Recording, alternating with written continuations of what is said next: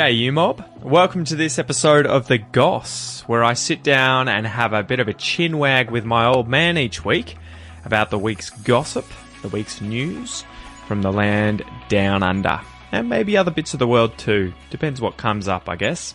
Anyway, today's episode is the second installment of the Goss, so we've got a good one for you today. So kick back, relax, grab a cuppa, and listen to us have a bit of a yarn, have a bit of a chat about whether or not Australia's animals are really that dangerous in the grand scheme of things. We compare America and Australia, especially things like spiders, snakes, crocs, sharks. You know, Australia's got a bad rep. It's got a bad rap, but it's not that bad in real life. You'll see.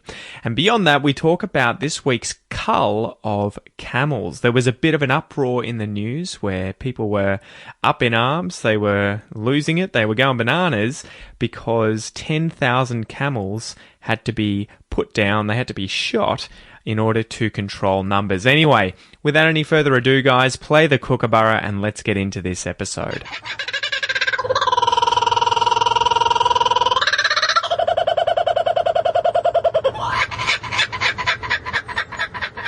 Dad, welcome to episode number 2 of the Goss. Hey, Pete. Good to be here again. What did you think of the name?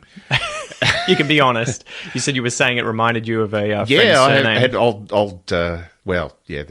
older than me, one's younger than me, but friends with the surname Goss, and I immediately went, oh, yes, I remember them. So what does it mean if I say, what's the Goss? Do you use that? Yeah, obviously it's an abbreviation of gossip. Do you ever use that personally? Yeah, I don't think it frequently comes out of my mouth, but it is a statement or a comment of which I am aware, and I probably do use occasionally. Do you think that's Australian, or do you think we ripped it off from the US? No, it'll be Australian. You reckon? Yeah. Americans tend not to abbreviate things like Australians do. Yeah. So anyway, today's episode is going to be about news, obviously, that's been around this week in the tubes online. Yes.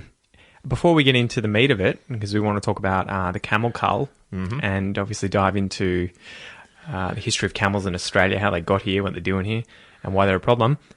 Did you hear about any other interesting stories on the news this week? Look, most of the news has still been bushfires. Yeah. We're fortunate that we've had a lot of rain in southeastern Australia today. It's been pissing down, right? It has, yeah, and I hope that's been helping, but it's still most of the news is just dominated by rain and fires and sport, of course, which is January in Australia. Well, that's it. And you've been enjoying a non-Australian sport recently. I was over there at your house on... was it yesterday or the day before? Yeah, watching the National College Football Championships in America. Yeah, I know. So you're enjoying that more than the cricket at the moment, or there just is no cricket? The cricket's on at night because Australia is in India playing at the moment, and there's the Big Bash League, which is our T20 or 2020 competition locally. That's on in the evening as well. So daytime is dominated by American sport. All right. So the only thing I remember this week from the news was a shark attack in Western Australia. Did you hear about that one? Yes, yeah. That I think the guy was diving for, I don't know if it was abalone or some kind of... Something, yeah. And, I think his fins and shorts appeared somewhere. Yes. And they... Oops. Yeah, that's it. So it looks like a great white got him. How common are shark attacks in Australia, Dad? Are they something that people should be worried about? No. If you're worried about shark attacks, then you would never cross the street. If you were giving you are 1,000 times more likely to be run over by a car than you are to be bitten by a shark. And that's not even killed by a shark. Die in a car accident, right? Yeah. But that's one of those things. People are always freaking out about the animals, right? And I was reading a post. I can't remember who said this the other day about going to the US. And, it was on the Joe Rogan podcast. Great podcast if you guys don't know of it. But it was an Australian guy, and he was asked about Australian animals versus American animals. And Joe Rogan's obviously like, Australia's fucked. You've got crocs, you got sharks, you got snakes, you got spiders, you got, insects up the wazoo. And this guy's a hunter, and he's like, mate, for the last 12 months, I've seen 2 snakes. And I'm in the wild every single day. Oh, yeah, exactly. Right. So, and then it was funny because he was like, the thing that's fucked up is that I come to the US and in the first week I've seen 30 rattlesnakes. Yeah. And he's like, what's up with that? Like, we have deadly snakes in Australia, but you never see them. But in the US, rattlesnakes, at least I guess that's the western part of the continent there in the drier areas, are everywhere. Yeah, I was on a day trip a four-wheel drive trip down into the Grand Canyon in Arizona a few years ago. And the guide, while he was talking to us, gave us the warning about, he said, in Arizona, everything will prick you, stick you, bite you, sting you, or make you sick if you eat it. Yeah. And we think of Australia as being dangerous in the outdoors, but it really isn't. Well, and I'm sure from your experience travelling around Australia, meeting people, doing biology at university as well, I'm sure that the majority of people who've been bitten by any of those animals probably worked with them or got too close to them whilst working with them. Yeah.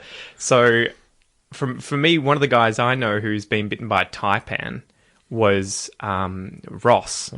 He's on the podcast talking about snakes and what to do if you get bitten by them. And he was in, I think, Western Australia there and was trying to photograph one and just misjudged how close he was to the animal and it got his hand. But obviously, he was right there in front. He's a snake expert too, and he was right in front of it and he got bitten by it, which is, much more common than the average person. Yeah, I think with the Australia. average people who get bitten by snakes, and this is sort of a bit of folklore. I don't know that there's been a lot of documented studies of it, but I suspect it is true that the majority of people who get bitten by snakes are trying to kill them.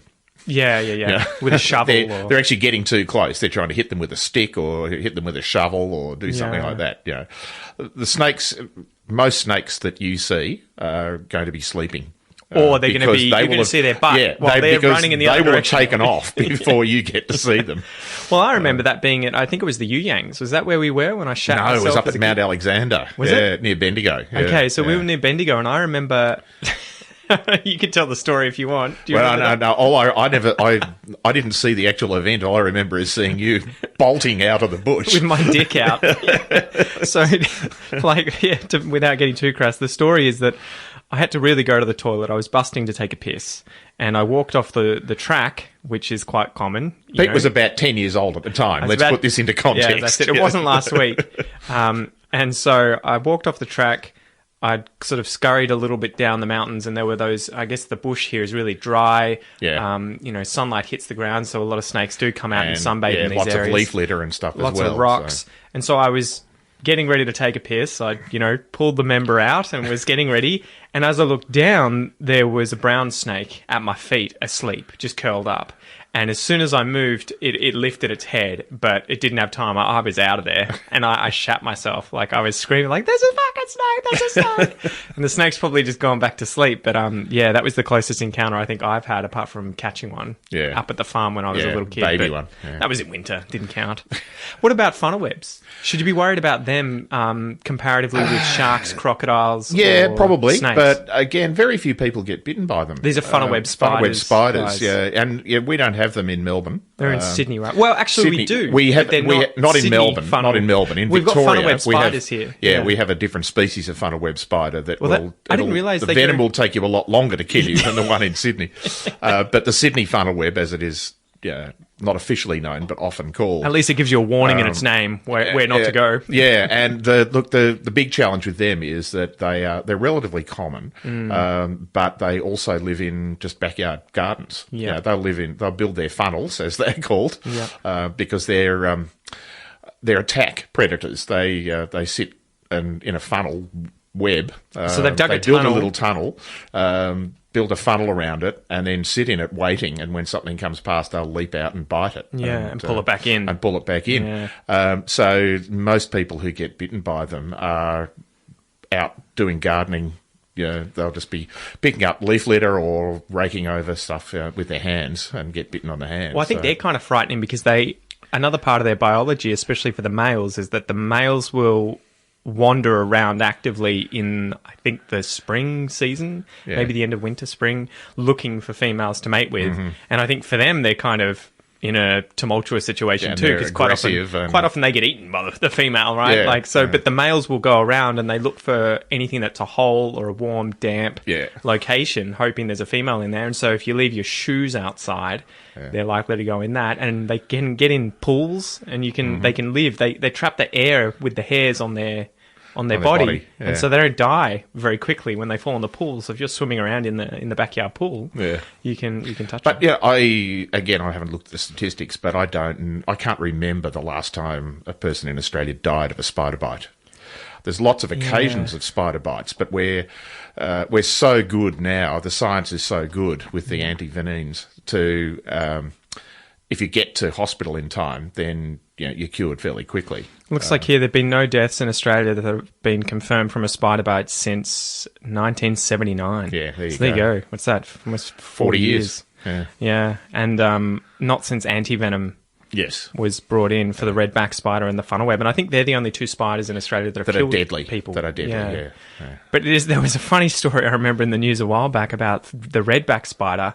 And these things are everywhere. Like... Oh, yeah, you'll have them in your yard here. Yeah, and, well, I remember going up to Nana and Grandpa's farm, and he had a big-ass shed for equipment and cars out in the backyard that's made out of, corrugated iron or whatever it is, huge, metal shed.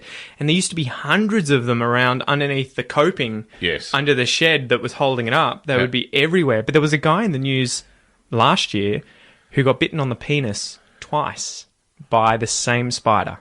So he was a tradie, and he went to the outdoor dunny they had there, and there was a spider under the toilet seat that got him, but he went to the hospital. And the next week when he came back, he obviously didn't think. It's to a bit lift slow. the seat a bit up slow. and got done again. Yeah, so that is a legit story that was in Well, there. that's that old folk song, modern folk song in Australia about the redback on the toilet seat. Is there? I don't think I know it. Yeah. Oh, look it up. Don't ask me to sing it, but and that's a common one because again they live in dark, damp places. Underneath. Outback toilets are great little But spot they're for them. another one of those animals that you'll only really see if you go looking for them, really. And for me, I always remembered finding them because I'd be lifting up rocks looking for lizards and skinks and, frogs and stuff at the farm or out in the bush. And every time you lift up a rock and you see those white balls, that they're that's the egg mass. The egg mass so from there'll be a female hanging around. Yeah. And look, the redbacks are... yes, the venom is deadly, and they do bite. Hence, people have died of redback bites.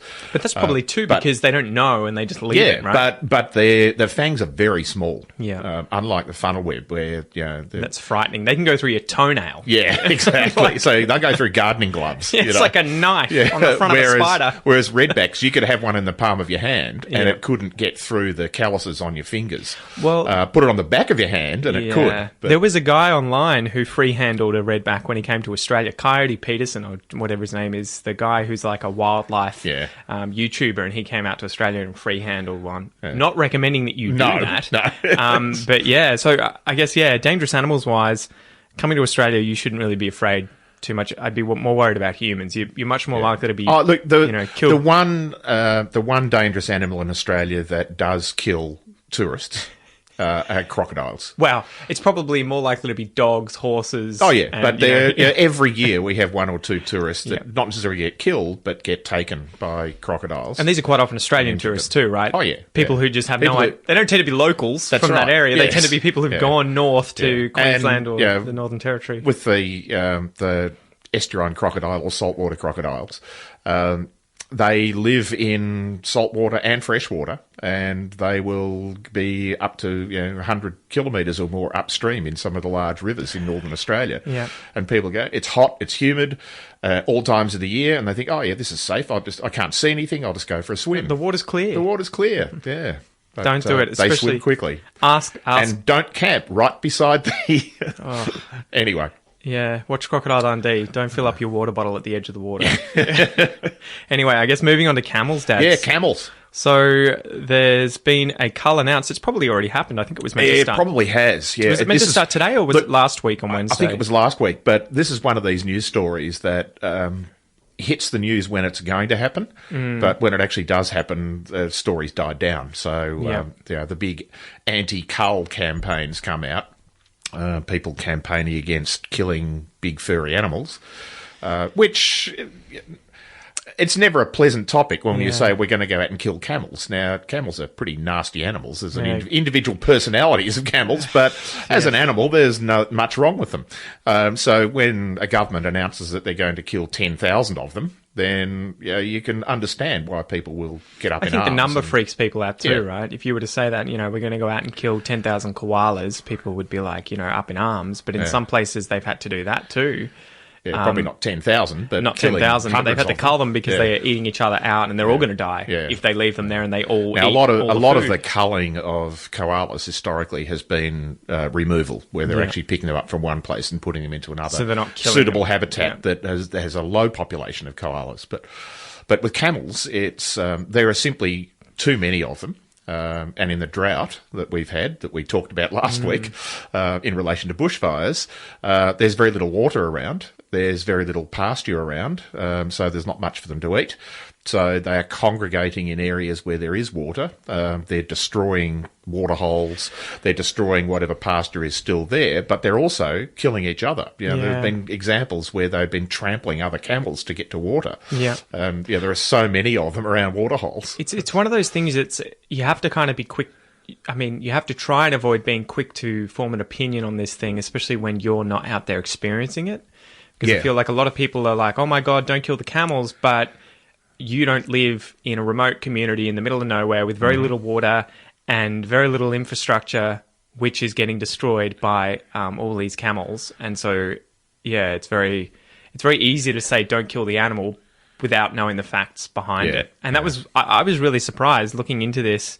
I read up on the history of camels and stats on them and some of these stories, and there were some remote communities, I think, in Western Australia that during this drought, as you were saying, camels can lose up to 30% of their water too in their body and still be fine. Like, what the hell? Yeah. Imagine if we were dehydrated to the point of losing 30% of you. That's Pat Rafter playing tennis, right? But it's an exaggeration because that 30% is the 30% of their fully saturated. Including their hump. The hump is mostly fat. But it's water potential. Yes, it is. They can convert it to water by breaking it down for energy. But a lot of it is that they just have very large stomachs and they will fill their stomach with water. Yeah, I've got here 120 litres in 13 minutes. Yeah. That's how much they can drink. Yeah. So what's that? That's like a bath. One camel could drink a bath in 13 minutes. And carry that around. Faster than it takes to fill the bath. Yeah. But the thing in Western Australia in these remote communities was that, and there's some messed up things like camels can smell water 5 kilometres away. Yeah. What the fuck? Like a shark can smell blood 250 metres away. Yeah. So that's, a quarter of a kilometre. And this thing is... They're detecting 5 water kilometres. Vapor. They're actually detecting humidity gradients. Yeah. Is what it is. Isn't that insane? And so what they're doing is they're congregating, or they're being attracted like zombies, right, towards the... the sound. They're coming towards the water. little town water supplies. Yeah, and they're completely chewing up taps, wires, everything that's got the water in it, toilets. Knocking down fences. Yeah, and just... There was one town that had 3,000 to 5,000 camels walking around its streets. And so it was an indigenous community, and this was the reason they're doing the cull. I think the actual town where that happened is the problem. Right. And they're worried about their children playing outside because these camels could kill children. Oh, they're nasty animals, and they're big. So. That's it. So imagine that with those wandering around. And there were a few issues. I was looking at... I guess we should go through the history and everything first. But... Well, we can do that. But, I mean, actually, that's probably a good thing to talk about because in addition to just the immediate challenges of camels, there's the environmental case of camels.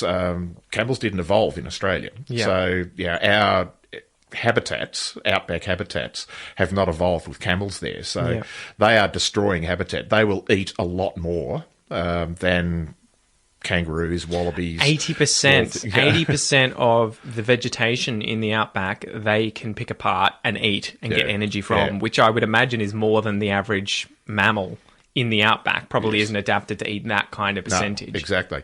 So, so they came here in the 1860s. The first ones came in 1859.